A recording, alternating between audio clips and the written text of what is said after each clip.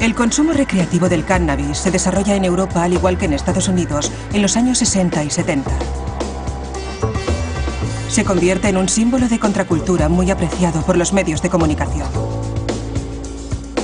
A pesar de que existen muy pocos estudios sobre sus efectos, la ONU cita desde 1972 al cannabis en la lista de sustancias estupefacientes, junto con la cocaína, la heroína y el LSD.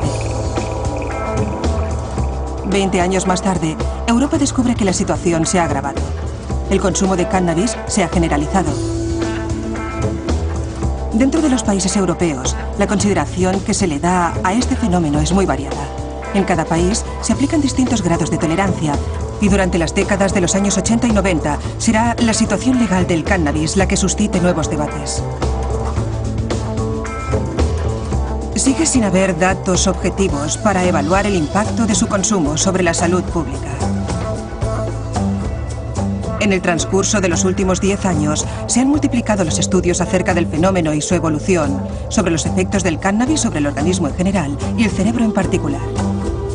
Parece ser que la exposición de algunos resultados en los medios de comunicación ha reavivado la polémica, ha preocupado a la opinión pública y ha suscitado decisiones políticas contradictorias.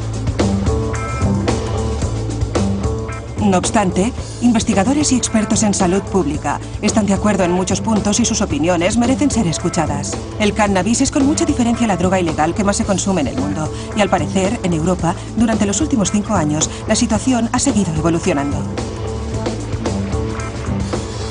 Las paradojas del cannabis.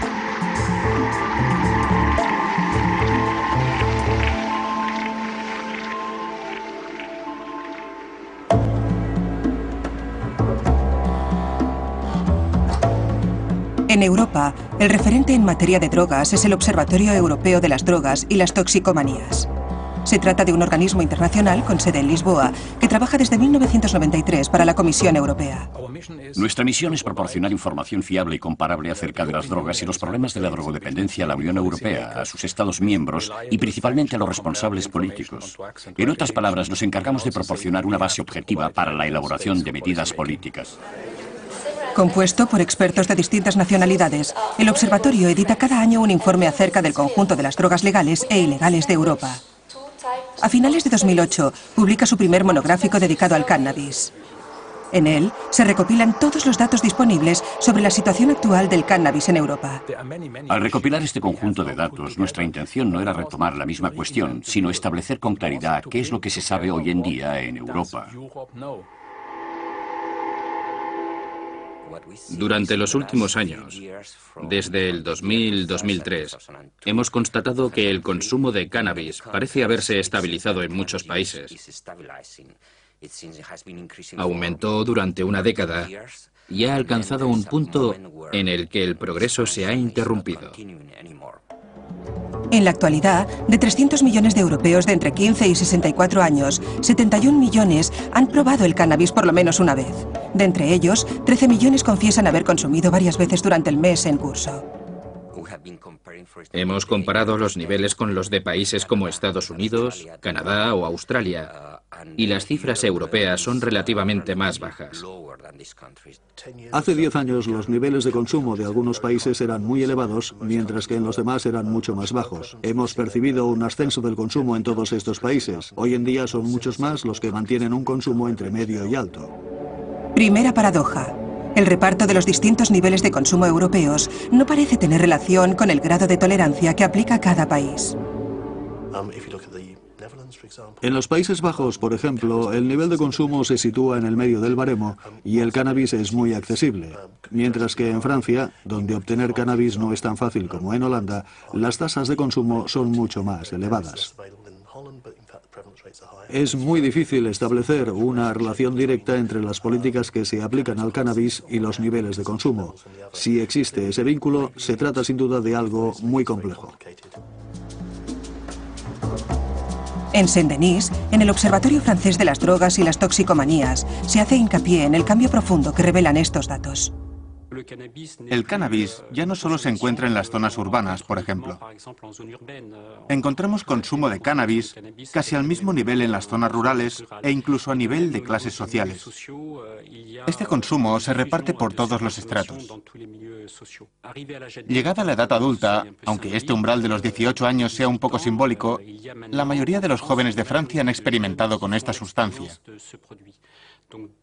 Según el punto de vista cultural, no hablaríamos de consumo de cannabis, sino de experimentación, que se ha convertido en un fenómeno habitual entre los jóvenes. Hoy en día, el cannabis ya no es símbolo de contracultura. Su uso se ha generalizado. Pero, ¿ha cambiado la sustancia en sí? El principio activo del cannabis, lo que lo convierte en droga, es el tetrahidrocannabinol, o THC. Se concentra principalmente en las flores de la planta madura.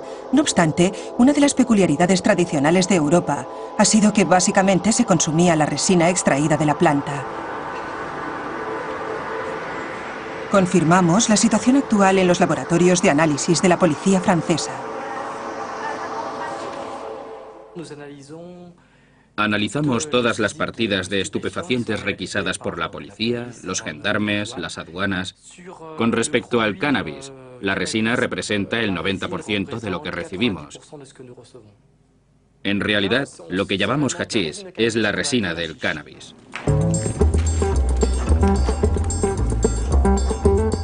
¿Contiene el hachís de hoy en día más THC que hace 20 años? Se realiza un análisis a 2 piezas de hachís procedente de Marruecos, escogidas al azar entre la mercancía incautada.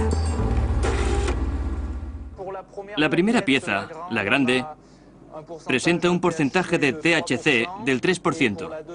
La segunda, la que lleva el logo, contiene un porcentaje del 12%.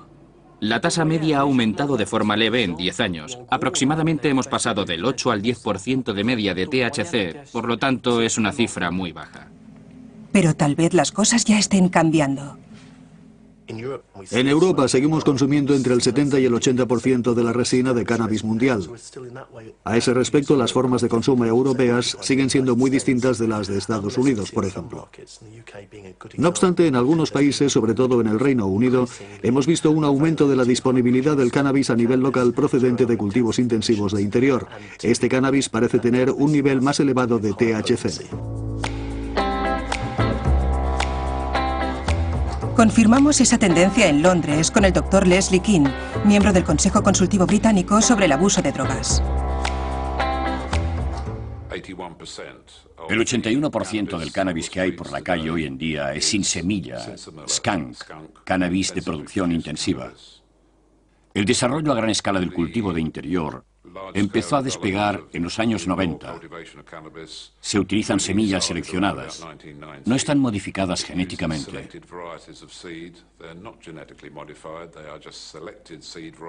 Solo se seleccionan por su capacidad para producir plantas con niveles de THC elevados. Las plantas se cultivan con iluminación intensiva para que crezcan más rápido y den cosechas más abundantes. El porcentaje medio de THC de un cannabis de calidad cultivado así estaría alrededor del 15%. Podemos encontrar tasas superiores, pero con frecuencia suelen ser inferiores y no se distinguen de los productos importados tradicionalmente. Por eso, durante los últimos 10 años, la proporción de sustancia que contiene tasas de THC superiores al 15% se mantiene estable. Solo representa entre el 2 y el 3% del conjunto de cannabis que se consume en Europa. En lo que respecta al cannabis, solemos ver grandes variaciones en cuanto a las tasas de THC entre unas sustancias y otras. Es importante en cuestión de salud pública. Si hablamos del modelo del alcohol, una copa de vino no tiene por qué ser más nociva que una cerveza. Todo depende de la cantidad que tomemos, de la capacidad de adaptar el consumo al producto. Podríamos considerar que el cannabis con grandes dosis de THC tiene más probabilidades de provocar efectos desagradables en quienes empiezan a consumir y por lo tanto de disuadirlos. De modo que no se trata del cambio de naturaleza del cannabis, lo que por ahora suscita motivos de preocupación para la salud pública. La situación ha sufrido una variación importante durante los últimos años. No es que el consumo haya aumentado. En realidad se mantiene bastante estable e incluso hay buenas noticias. Ha empezado a disminuir entre los jóvenes. Lo que ha cambiado es la forma de consumo. De los 13 millones de europeos que han consumido cannabis a lo largo del mes, 10 millones lo hacen de forma puntual, a menudo en ambiente festivo, mientras que alrededor de 3 millones de habitantes de Europa consumen de manera habitual. Cada vez hay más consumidores que vienen a pedir ayuda a los centros de desintoxicación. Acuden y dicen que tienen un problema con el cannabis. Para ellos no se trata de unos porros con los amigos el fin de semana, sino de cierta cantidad de porros al día.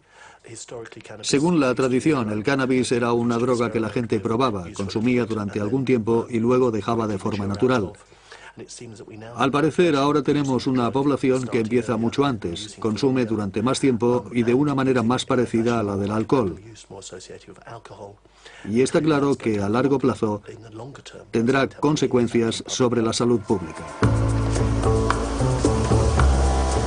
¿Qué problemas graves para la salud pública conllevan estas nuevas formas de consumo? En Biarritz, Anissa Sko se encarga de la prevención entre los jóvenes surferos preadolescentes y los sensibiliza frente a esta cuestión. Según vuestra opinión, ¿por qué se utiliza este producto? Para ella, los peligros del consumo del cannabis son reales y no son aquellos en los que primero pensamos. Creo que el problema principal del cannabis es que se fuma y todos los productos que se fuman terminan generando sustancias de combustión, entre las cuales están el alquitrán, los hidrocarburos aromáticos policíclicos, un grupo de compuestos químicos que estamos seguros de que son cancerígenos. En la actualidad, en nuestros países, la importancia del tabaco, evidentemente, es mucho mayor que la del cannabis.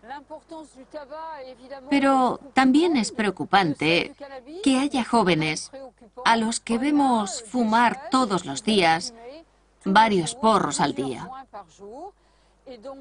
Si este consumo se mantiene durante cierto número de años, serán de esperar los mismos riesgos del tabaco, porque se habrá convertido en un consumo peligroso a largo plazo. Una preocupación legítima en Europa, donde el cannabis se suele fumar mezclado con tabaco. Al mezclar el cannabis con tabaco, no solo corremos los riesgos del cannabis, sino también los asociados al tabaquismo. Asimismo, a la inversa, hemos constatado un cambio en Europa con respecto a la consideración del tabaco, tanto por parte de las políticas como por la percepción del público sobre los riesgos que entraña. Se podría decir que el cambio ha tenido un efecto sobre el consumo del cannabis que podría explicar en parte el hecho de que los jóvenes en particular hayan empezado a rechazar el consumo. Otra paradoja.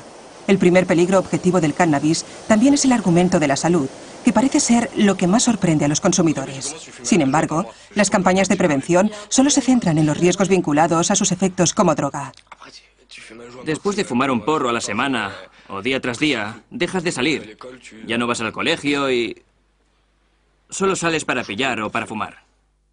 Malestar, angustia, mal viaje, desconcentración, pérdida de memoria. El cannabis es una realidad. ¿Y qué sabemos hoy en día de los efectos psicoactivos del cannabis? Unos equipos de neurofarmacología descubrieron hace alrededor de 10 años que el cannabis activa un gran número de receptores diseminados por todas las zonas del cerebro y que solo reaccionan con las moléculas complejas de THC.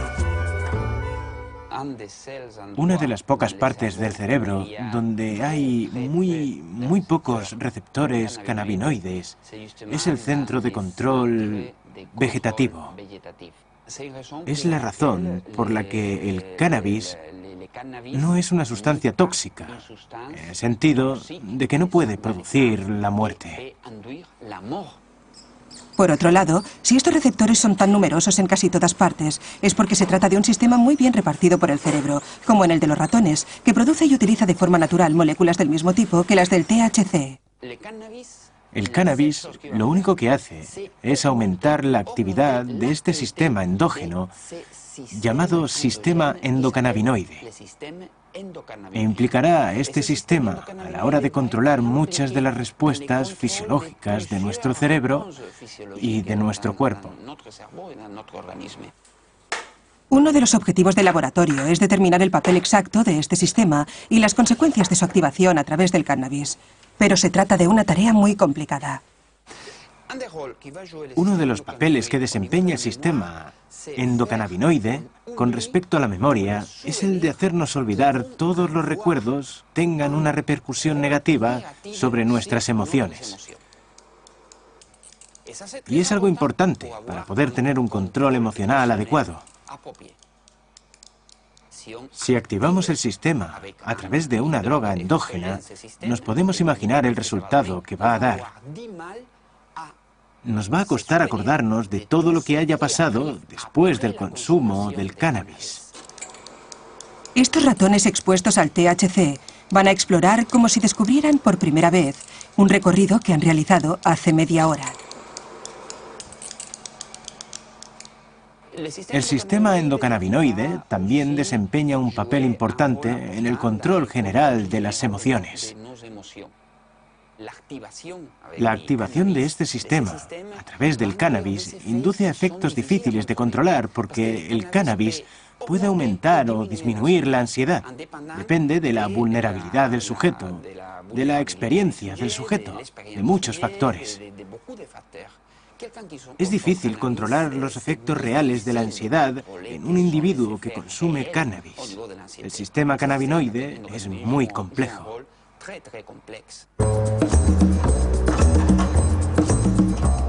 ¿Cómo viven los consumidores estas sutiles modificaciones biológicas de sus cerebros? Catherine Renaud, en colaboración con el OFDT, acaba de determinar un estudio sobre adultos jóvenes consumidores habituales de cannabis. Aunque la gran mayoría sean consumidores habituales, hay que destacar que alrededor de la mitad de ellos, o incluso un poco más, no percibe ningún efecto indeseable de esta práctica. En el resto, los efectos indeseables están relacionados con episodios de sobredosis, o sea, con los días en los que por una u otra razón quieren fumar un poco más. Entonces, mencionan mucho la apatía, la fatiga, que les cuesta trabajo despertarse por las mañanas. Creo que menos de 1 de cada 5 habla de problemas de memoria, pero el hecho de que les preguntemos sobre este caso no quiere decir que sea un problema importante en sus vidas. Más bien son problemas de memoria que tienen en el momento de consumir el producto. En general, no les plantea dificultades en la vida cotidiana, les impide trabajar en todo caso. Muy pocos hablan de efectos indeseables en el plano psicológico. Los que hablan de ellos se refieren a lo que los consumidores llaman mal viaje, delirios negativos con el cannabis, situaciones de paranoia. Algunos lo cuentan, pero suelen referirse de forma retrospectiva a sus inicios como consumidores. Por lo tanto, nos encontramos con personas que han encontrado cierta estabilidad con la sustancia y que le ven más efectos positivos que negativos a su uso.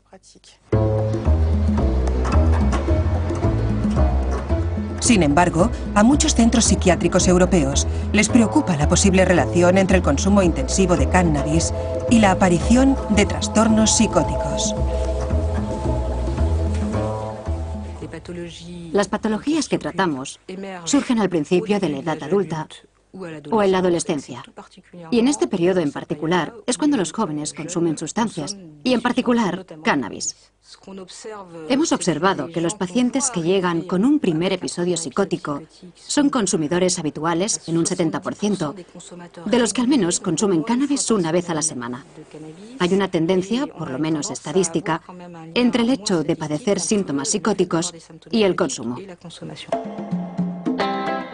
En Londres, John Wheaton realiza investigaciones en el Instituto de Psiquiatría Maudsley.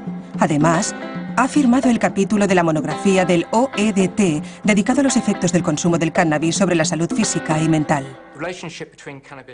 La relación entre el cannabis y la psicosis ha sido un tema que se ha tratado en los estudios científicos desde hace ya más de un siglo.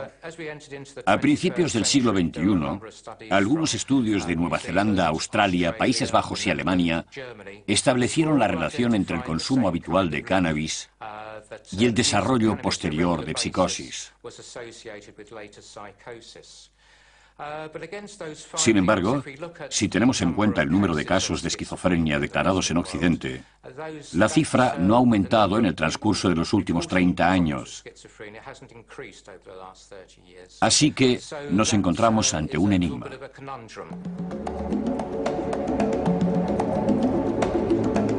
En el Departamento de Neurociencias de la Universidad de Maastricht, el equipo del profesor Jean Van Os trabaja desde hace muchos años para resolver este enigma. Sabemos que hay una relación entre el consumo de cannabis y el desarrollo posterior de síntomas psicóticos. Lo que no sabemos es qué pasa en el cerebro ni cuál es el mecanismo biológico a través del cual el consumo de cannabis aumenta el riesgo de desarrollar estos síntomas. En los Países Bajos, la situación legal del cannabis permite experimentar con seres humanos. Rebecca Cooper ha estrenado una serie de experimentos durante los cuales estudia los efectos neurobiológicos del THC en el cerebro de los consumidores diagnosticados como psicóticos. No hemos visto aumentar el riesgo de desarrollar esquizofrenia en todos los consumidores de cannabis. Solo lo hay en un grupo pequeño de individuos, lo cual nos llevaría a la hipótesis o incluso a la certeza de que existen distintas sensibilidades dentro de la capacidad del cannabis para inducir la psicosis.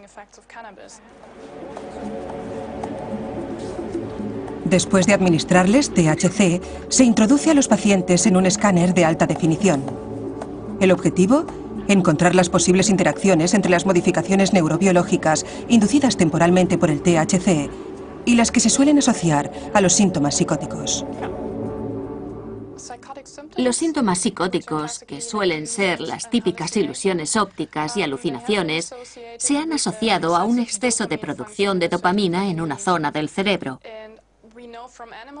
Los estudios con animales han mostrado que el THC también conlleva un aumento de la liberación de la dopamina en esta zona. La idea es que el THC puede favorecer el riesgo de desarrollo posterior de síntomas psicóticos por el aumento de la producción de dopamina que se produce en el cuerpo estriado. Estos experimentos podrían desvelar una de las claves neurobiológicas del vínculo entre algunos cannabis y la psicosis, aunque según la salud pública el mensaje ya está claro. Hay que informar que el cannabis no produce los mismos efectos en todo el mundo. Se trata de una noción muy importante y si notan efectos algo extraños o no se encuentran bien, tal vez no merezca la pena seguir. Lo mismo se puede decir de los que tienen migraña cuando fuman o de los que son alérgicos o se consideran alérgicos simplemente. En cualquier caso, es un mensaje que trasladamos a nuestros pacientes porque sabemos que los enfermos psicóticos que fuman generalmente se meten en más problemas o agravan sus síntomas. A veces les digo que es echar leña al fuego, que no merece la pena. Tal vez no sea lo único que os haya hecho enfermar, pero es un elemento que nos va a ayudar a estabilizaros. Cuando hablamos de la relación entre el cannabis y la esquizofrenia, hablamos de un número muy pequeño de personas. El conjunto de consumidores de cannabis tiene una probabilidad muy baja de enfrentarse a este tipo de problemas. Entonces, ¿por qué las peticiones de ayuda a problemas relacionados con el cannabis han aumentado tanto en Europa durante los últimos años? En Estrasburgo, en la línea telefónica del dispositivo Drogas, Alcohol, Tabaco, Servicio de Información, confirman esta tendencia, pero destacan la variedad de los motivos de las llamadas. Recibimos muchas llamadas, creo que alrededor de 200.000 al año, y entre ellas el tema del cannabis es muy importante. La primera de las sustancias es el alcohol, pero después va el cannabis, que representa cerca del 35% de las llamadas. Si profundizamos un poco, es interesante ver que por un lado están los consumidores, cerca del 40%, y por el otro lado el 60% que son padres. Por ejemplo, las madres que, y esto no es un cliché, dan la vuelta a los bolsillos de la ropa de sus hijos antes de meterla en la lavadora y encuentran una china y llaman completamente desquiciadas. Sí, fumo unos cuantos porros al día y en el colegio cuesta retener algo cuando estás colocado. No obstante, las campañas parecen ser muy efectivas con los jóvenes, pero también lo es el nivel de experimentación. Es decir, que pruebo, estoy de fiesta, pruebo y ya está. Luego suelen dejarlo ahí. Hasta cuando escriben lo que dicen, está claro que pasa el día y no me he enterado de nada. Así me he cargado un trimestre. Hay una campaña contra el cannabis destinada a los jóvenes y la mayoría de las llamadas son de entre 35 y 45 años. Intentamos averiguar los motivos que tiene la persona para consumir, etc.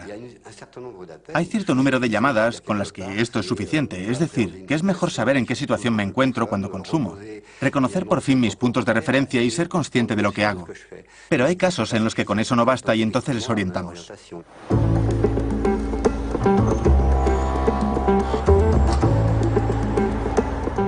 En Berlín, desde principios de los años 80, el Therapieladen fue la primera institución de Europa que proporcionó refugio y terapia específica a los consumidores de cannabis con problemas.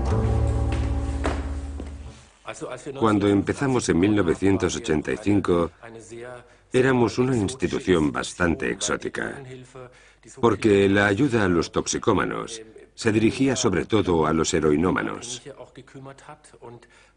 El cannabis se consideraba secundario y no estaba asociado a problemas de drogodependencia.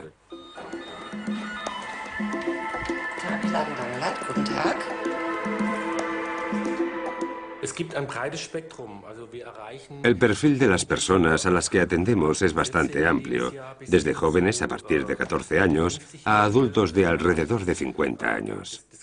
Tocamos todas las edades.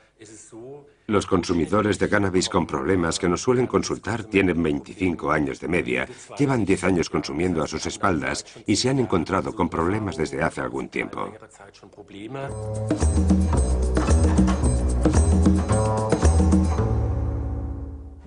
Está claro que hemos notado un aumento importante de personas que piden tratamiento en estos últimos 5 años, y aunque estas cifras ahora parecen estabilizarse, ¿cómo se explica?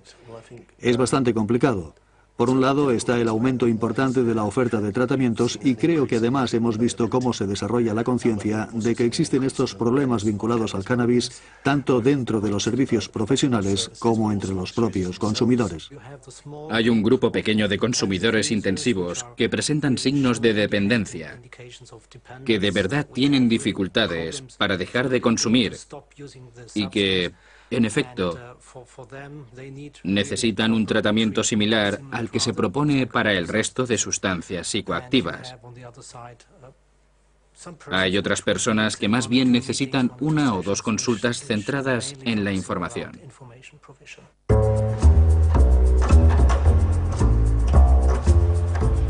Al contrario de lo que dice la creencia extendida entre los consumidores, ¿el cannabis puede crear dependencia? ¿Qué opinan los ratones del profesor Maldonado?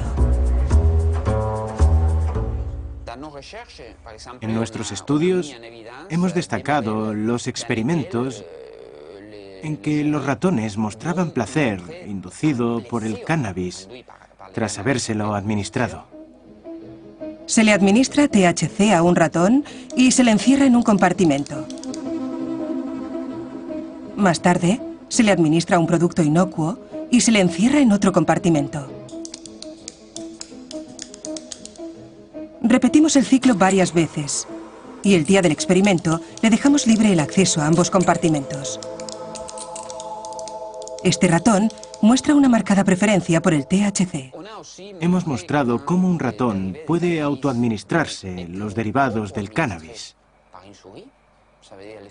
O sea, el ratón, de la misma forma que el hombre va a buscar la droga, va a autoadministrársela y va a presentar recaídas con el cannabis incluso tras largos periodos de abstinencia. Lo cual quiere decir que existe un componente adictivo en el cannabis que hay que valorar en los experimentos con los roedores. Se sigue discutiendo mucho sobre el tema. Los mecanismos que participan en los fenómenos de dependencia son el tema central de las investigaciones más recientes de neurobiología. Toda novedad descubierta podría poner en entredicho la interpretación de los resultados anteriores. Que un animal se autoadministre un producto no quiere decir, según creemos, que ese producto sea adictivo. Quiere decir que puede conllevar cierta satisfacción que empuja al animal a consumir de nuevo el producto, pero no le arrastra a la fuerza a la farmacodependencia. Lo que sucedió hace algunos años es que se mostró que el placer está vinculado a la liberación de un neurotransmisor, la dopamina en particular, y de ahí que el razonamiento pueda ser erróneo. Si la dopamina interviene en la creación del placer, es responsable de la creación de la dependencia. Lo que queremos demostrar es que, en efecto, la dopamina interviene en el placer, pero hay muchas probabilidades de que esta dopamina que interviene en el placer no intervenga en el plano de la dependencia. En realidad, la dopamina sería como una esclava de un sistema que se encuentra por encima de ella y que funciona con otros dos neuromoduladores que serían la noradrenalina y la serotonina. Usted tiene un sistema noradrenalínico extremadamente reactivo, que interviene bajo su vigilancia en la forma en que ve en el entorno, y otro sistema serotoninérgico que se encarga de protegerlos, de proteger su cerebro frente a los acontecimientos externos. Y lo que creíamos haber descubierto es que, al consumir drogas en repetidas ocasiones, se activan estos dos sistemas y la consecuencia biológica de la activación es un desajuste. Es decir, que el sistema que suelen controlar al otro y viceversa se vuelve autónomo y parte por sí solo hacia una pulsión muy fuerte, hacia algo. Por otro lado, el sistema serotoninérgico ya no reacciona, es decir, que ya no se controlan los impulsos y entonces sí se cae en la farmacodependencia. Con el apoyo de esta nueva teoría, el equipo de Jean-Paul Tassin ha demostrado que las anfetaminas, la cocaína, la heroína y el alcohol conllevan este desajuste. En lo concerniente al cannabis, al intentar inyectárselo a los animales en repetidas ocasiones, como hicimos con las demás sustancias, no les inyectamos cannabis, sino THC. En ese momento no se les provocó un desajuste. Observamos que el THC como tal no puede acarrear dependencia. Pero el ejemplo del tabaco matiza esa afirmación. La nicotina como tal se considera el principio activo del tabaco, pero si ponemos la nicotina sola en el animal, no hay desajuste. Se ha descubierto que hay otros 3.000 componentes en el tabaco y que entre ellos están los llamados inhibidores de las aminooxidasas, y si mezclamos la nicotina con estas sustancias y se las inyectamos al animal, en ese momento se produce el desajuste.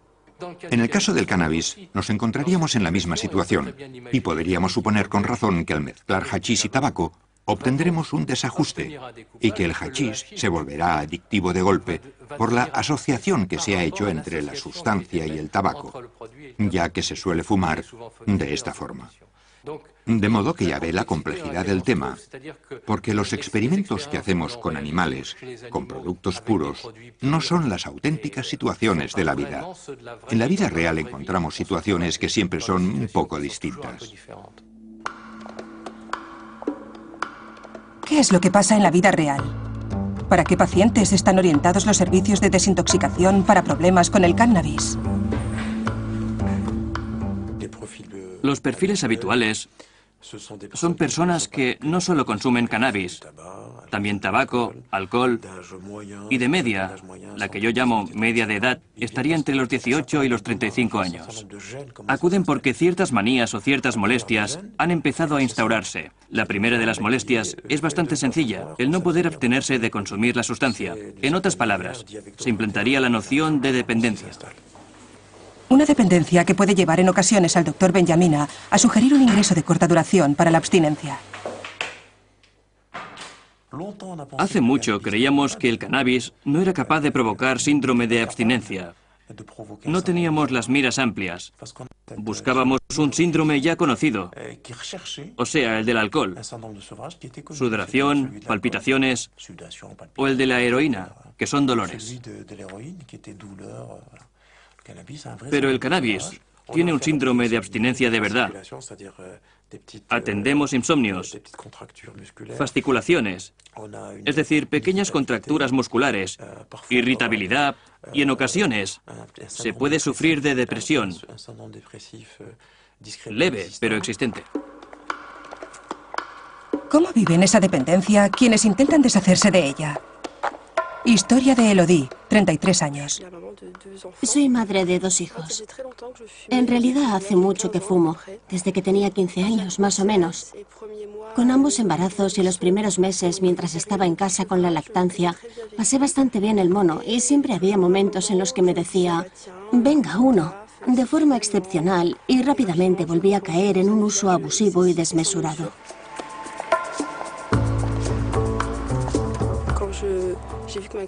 Cuando vi que todo el cariño que les podía dar a mis hijos no era suficiente para dejar de fumar, me preocupé de verdad. No hablaba y también solía aislarme y volverme un poco paranoica.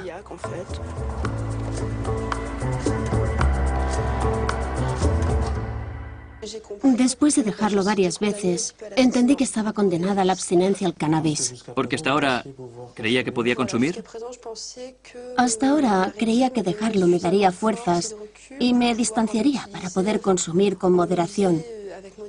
Y resultó que no. Me he dado cuenta de que soy muy débil respecto a esta sustancia y vuelvo de golpe a los excesos, a consumir de forma descontrolada y poco razonable. De eso hace un año. Hace un año que vengo una vez cada 6 semanas. Es un seguimiento bastante espaciado. Ya tenía ganas de decirlo. ¿En qué piensa para evitar recaer esta vez? Nada más que en la voluntad y en los beneficios que he obtenido al dejarlo. ¿Ya los nota? Ah, sí, sí. Ha sido inmediato. La apertura al mundo, más dinamismo. Me siento más a gusto con mi vida, conmigo misma, más preparada para enfrentarme a los problemas y tengo la autoestima más alta. Es como si hubiese vuelto a mi cuerpo, a mi vida. Recupero un poco el control de los acontecimientos después de un largo, largo sueño en el que, bueno, estaba de año sabático. La escuela de Charles O'Brien hizo un trabajo con George Buddy que todavía es conocido. Se publicó en la revista Adicciones en 1993. En él comparaban el poder de la dependencia de las sustancias y en ese momento nos dimos cuenta de algo muy importante. Si se acumula la intensidad de la dependencia y hace un histograma, el producto con mayor poder de dependencia es el tabaco, seguido de la cocaína. En tercera posición, la heroína. La cuarta, el alcohol. Y la última es el cannabis. Esto explicaría por qué una parte nada desdeñable de 3 millones de europeos que consumen cannabis a diario no encuentra ninguno de los problemas que se suelen asociar a la drogodependencia. Los consumidores habituales que hemos entrevistado son personas que consumen a diario y para la salud pública son usuarios muy intensivos, ya que se encuentran dentro del grupo que fuma hasta 20 porros al día. Pero la gran mayoría está en el grupo de 5 a 6 porros diarios.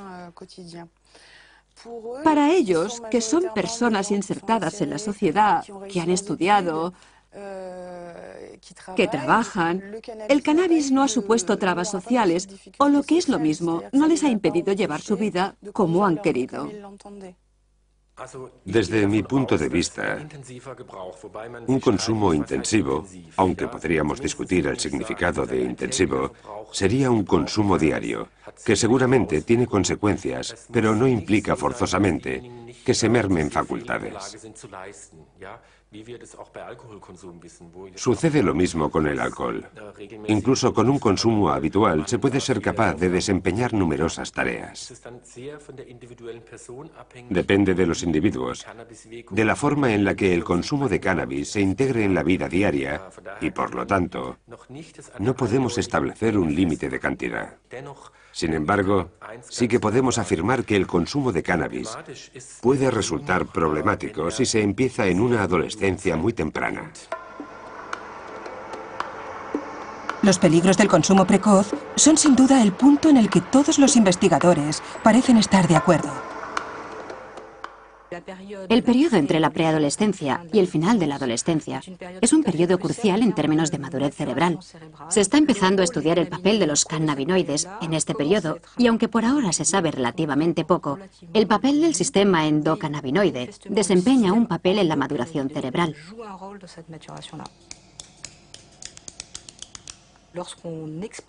Cuando exponemos a ratas prepúberes, a ratas adolescentes, observamos modificaciones a muy largo plazo en la rata adulta y suelen ser particularmente anomalías del filtro sensorial, de atención y de interacción social.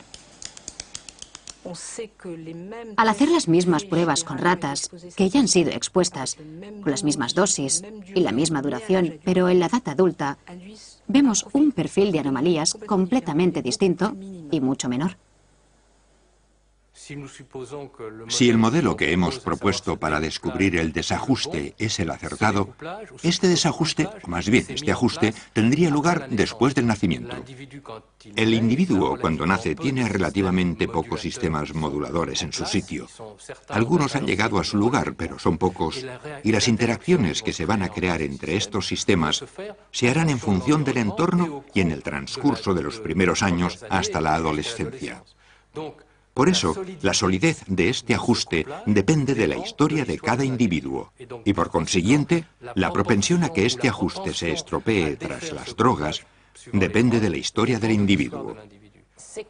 De lo que estamos seguros es de que uno de los principales factores para el pronóstico de la adicción y la vulnerabilidad al consumo de otras drogas es la edad en la que se produce el primer consumo, sea cual sea la sustancia. Si probamos el alcohol, el cannabis, el tabaco muy pronto, de jóvenes, este será un factor con pronóstico negativo para la adicción. En la actualidad, el periodo de la iniciación al cannabis estaría de media entre el colegio y el instituto. Hemos comprobado que esta edad es relativamente estable. No podemos decir que haya un fuerte incremento en edades precoces. Por otro lado, en las encuestas una proporción nada desdeñable de jóvenes empezaron con el cannabis a edades mucho más tempranas, a los 13, a los 12 e incluso, según algunas, hasta los 11 años. Ahí se situaría uno de los factores graves. Este subgrupo de jóvenes adolescentes particularmente vulnerables, que se encuentra por toda Europa, presenta un perfil muy distinto al de los adultos con problemas de dependencia. En París, en el centro de urgencias Olivier Fan, dirige una consulta a la que se dedica por completo. En la consulta recibimos a jóvenes consumidores, a adolescentes y a padres porque presentan conductas adictivas principalmente al cannabis, al alcohol, al tabaco y a los videojuegos. Los padres no nos habíamos dado cuenta de que fumaba cannabis. De hecho, fue una persona que estaba en el colegio la que nos avisó. Se encerraba mucho en sí mismo. Ya no veía a nadie, se aislaba en su cuarto y ya no le interesaba nada. Los padres suelen darse cuenta con el descenso del rendimiento escolar, probablemente provocado por el cannabis o el alcohol. Y ese suele ser el motivo para la primera consulta. La segunda suele ser el ambiente familiar, el no respetar las normas, la impresión de que nadie puede tratar con el adolescente. Las encuestas muestran que las dificultades escolares, los problemas familiares y el consumo de cannabis están relacionados. Saber en qué sentido se establece este vínculo es mucho más complicado, pero hay un vínculo evidente.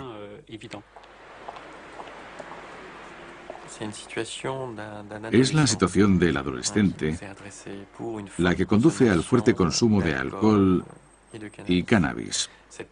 Este consumo tiene repercusiones en el plano escolar, ya que ha dejado el colegio y no tiene proyectos de futuro.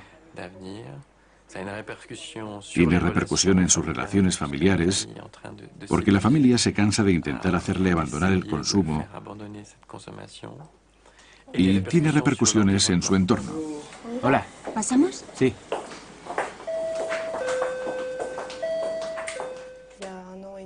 ¿Por qué viniste hace año y medio? ¿Qué pasaba en tu vida?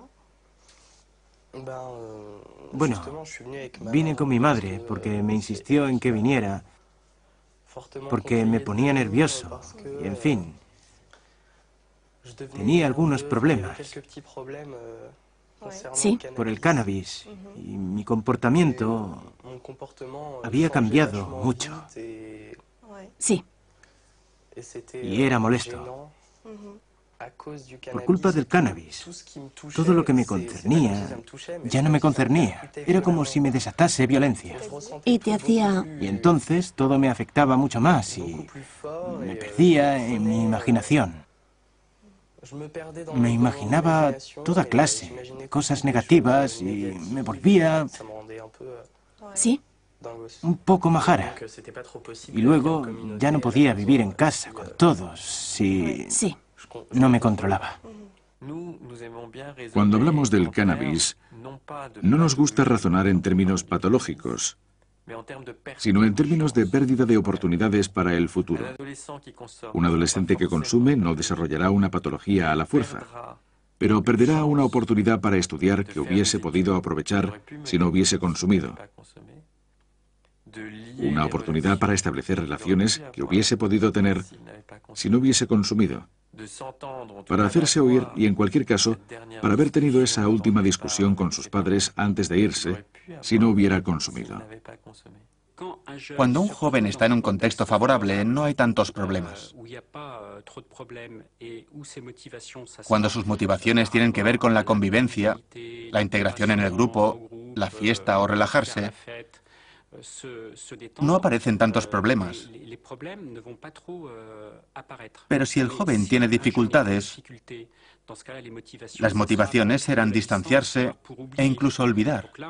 Y dentro de esas estrategias, cerca de las estrategias de defensa, está el cannabis, que puede acentuar y acelerar las dificultades. Sufrimos el doble porque no sabemos lo que es.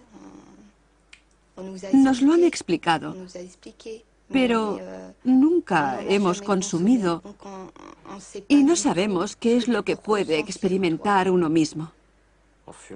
Al fumar, digamos que entro en modo anestesia. Estoy anestesiado y ya está. Está claro que los problemas de dependencia se suman y se agravan con el tiempo. Cuanto mayor sea el policonsumo, más problemática será la situación de los jóvenes. Lo hemos comprobado entre los que han empezado muy jóvenes y los que consumen grandes dosis, tanto de alcohol como de cannabis. Este grupo de jóvenes es el que más nos preocupa, y no los de 16 o 17 años, que se dedican a experimentar en todos los sentidos. Fuman porros en fiestas para pasárselo bien y luego interrumpen el consumo de cannabis.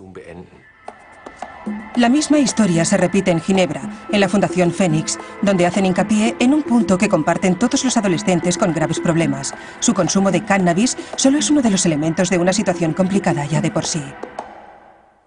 Cada vez hay más jóvenes, como los adultos, que consumen múltiples sustancias, que consumen de forma abusiva cannabis, alcohol o éxtasis, y cuyo último cambio es la cantidad que consumen. Hoy en día hay jóvenes que consumen cantidades masivas en ayunas, y no solo durante una noche, para que les haga más efecto. De este tipo de consumo se deriva un nuevo riesgo inherente. Siempre hay contextos familiares mal orientados o que orientan mal al joven. El típico conflicto entre padres a lo grande y prolongado. Que esté o no casada la pareja da igual, pero las escenas que se repiten de violencia verbal o violencia física forman parte de este perfil, que es clásico. Una mala relación entre padres e hijos durante la adolescencia también es una de las señales características del perfil. No nos podemos limitar a dar una respuesta a lo del cannabis y omitir los demás elementos porque se retroalimentan. ¿Qué tipo de ayuda o tratamiento se podría proponer para este grupo que concentra todos los problemas graves vinculados al cannabis? Ofrecerles la ayuda más importante para nosotros. Lo que se está estudiando en el proyecto INCANT, la terapia familiar multidimensional que se dirige en especial a los adolescentes menores de 18 años y a sus padres o allegados. El programa INCAN tiene como objetivo evaluar en 5 países europeos los resultados de esta terapia familiar que aborda de forma más global el conjunto de problemas de estos adolescentes. En las sesiones familiares intentamos mejorar la comunicación que suele ser negativa o inexistente. El objetivo es que los miembros de la familia vuelvan a acercarse unos a otros y que se establezca de nuevo la confianza entre ellos. Si los padres consiguen recuperar la confianza de los hijos, recuperarán la autoridad paterna y podrán decirles qué es lo que pueden o no hacer. En Ginebra, la familia Boucher se ha sometido con Philippe Nielsen a la terapia familiar que prueba el programa INCAN. Fue una de las situaciones de las que me informó la justicia. Quentin, que en ese momento, si no me equivoco, tenía 15 años, estaba en la cárcel, en prisión por tráfico de cannabis. Fue un trauma. Aunque sabíamos que fumaba, como todos los jóvenes, cuando ves a la policía registrar la habitación de tu hijo, saquearla para encontrar... Al principio no habíamos pensado bien qué queríamos. Queríamos que alguien nos ayudase y después trabajar a partir de ahí porque estábamos muy angustiados. Llegamos a esto por mí, y el problema que yo veía personalmente era la familia. Como estamos divorciados desde hace más de 10 años, pensé que también tendría que ver con alguna pelea nuestra, que habría muchas cosas que arreglar y al final fue cierto, él solo era una de tantas. No he podido dejarlo del todo. Sigo fumando, pero digamos que he conseguido algo positivo. Por ejemplo, si tengo que ir a trabajar ya no fumo, mientras que antes, por ejemplo, a clase iba colocado del todo. Durante la terapia con Philippe Nielsen, aprendimos de verdad a establecer unos límites y unas normas y de la misma forma a posicionarnos en relación a ellos. A ampliar miras, no para imponer nuestra autoridad, sino para hablar. Para mí este ha sido el mayor beneficio y el segundo mayor beneficio, bueno, es increíble, pero sobre todo es el poder ver a mi exmarido con la familia, que seguimos siendo los padres de nuestros hijos y que, de verdad, gracias a esta terapia, puedo decir, padres de nuestros hijos en este momento, y creo que eso no tiene precio. Creo que con este programa INCAN, que comprueba la eficacia de una forma de terapia familiar y también extrafamiliar en suelo europeo, podemos alentar a los jóvenes de hoy en día que tienen estos problemas. No se trata de condenar el uso de las drogas como tales, sino de evitar el consumo abusivo desde edades muy tempranas. Creo que deberíamos centrarnos en estos aspectos para reducir los riesgos e intervenir rápida y eficazmente cuando surjan los problemas. Por fin estamos formando a los adultos del primer frente, que son los padres, educadores y profesores, para sensibilizarlos y que puedan detectar no ya un consumo problemático de cannabis, sino cualquier malestar que sea momentáneo y pueda prolongarse y que puedan intervenir de forma puntual y precisa. Creo que esta es la auténtica prioridad. La buena noticia es que hace 5 años, el 6,1% de los jóvenes europeos de 16 años consumía cannabis de forma habitual. Hoy en día, solo son el 3,4%. Si viajamos, ¿cuál es la amplitud del problema de la salud pública con el cannabis a escala europea? ¿En qué medidas es posible que se pongan de acuerdo los países europeos? En París, sigue la polémica. Destacamos las respuestas que pueden aportar los científicos sobre el tema.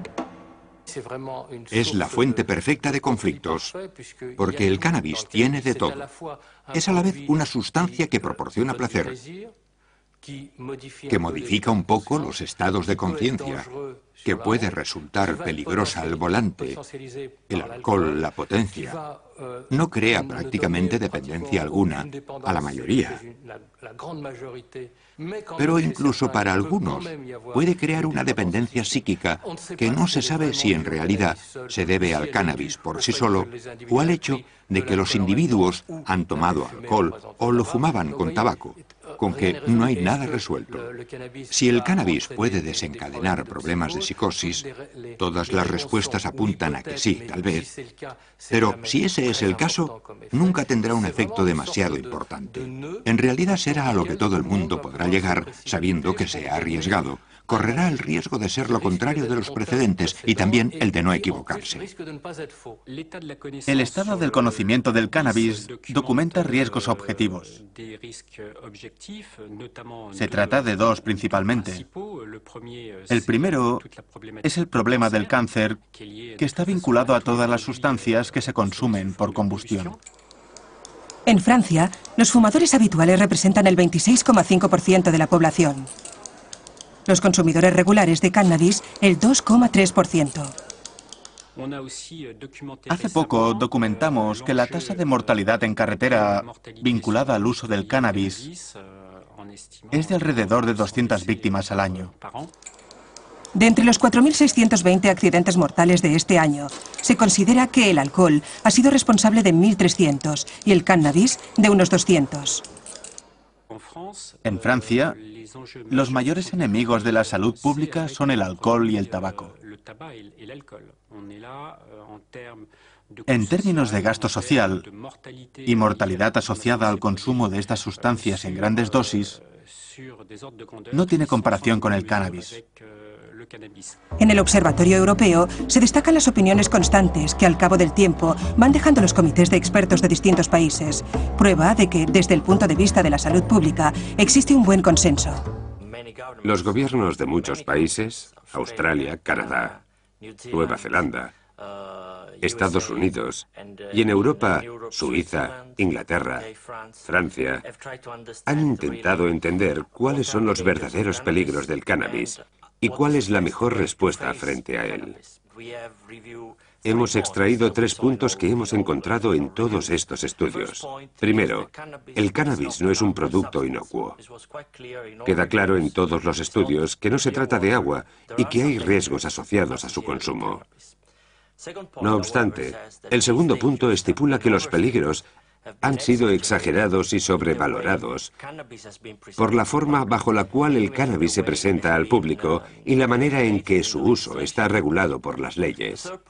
El tercer punto es más bien una recomendación que encontramos en todos estos estudios. En lugar de sanciones penales, la mejor forma de responder al uso ilícito del cannabis sería aplicar soluciones alternativas como, por ejemplo, multas, tratamiento y asistencia si es necesario, o sanciones administrativas. Desde hace casi un siglo, cada vez que algún gobierno le ha preguntado a su comité científico acerca de la situación del cannabis, sus conclusiones han sido similares. ¿Por qué los países europeos no se basan en los datos que sean iguales para armonizar sus políticas?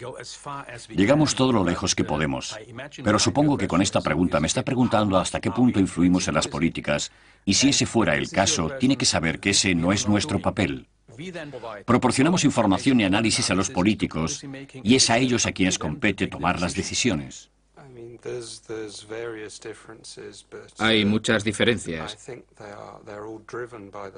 pero creo que todas se desprenden del hecho de que la legislación internacional impone, con ciertas reservas, la obligación de considerar la posesión de cannabis como delito.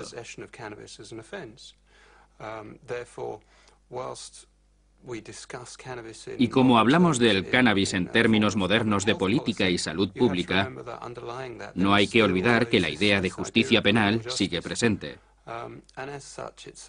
Cada país intenta encontrar un equilibrio entre la dimensión penal y la dimensión de la salud pública. La controversia que existe en torno al cannabis, o más bien la diferencia de enfoque, nos puede hacer pasar una noche en comisaría en ciertos países, mientras que en otros podemos comprarlo libremente. Sigue siendo una realidad que creo que va a seguir generando debate. De hecho, las preguntas acerca de la salud pública que ha propiciado la generalización del consumo de cannabis se parecen mucho a las que suscita el consumo masivo de drogas legales. Al final, nos llevan a adoptar una actitud ambigua a este respecto. No hay ninguna política europea comunitaria para el alcohol, La edad legal varía. ¿Quién puede comprar, beber, dónde se puede beber? Tampoco hay política europea comunitaria en materia de tabaco, sobre la edad legal, ni que determine los lugares donde se puede fumar o no. El cannabis es diferente porque es una droga ilegal, cuyo mercado está regulado, pero a menudo citamos las tres sustancias juntas para compararlas, y así comparamos las políticas que las atañen. Si no hay ninguna política europea comunitaria sobre estos temas, ¿por qué iba a haber una para el cannabis?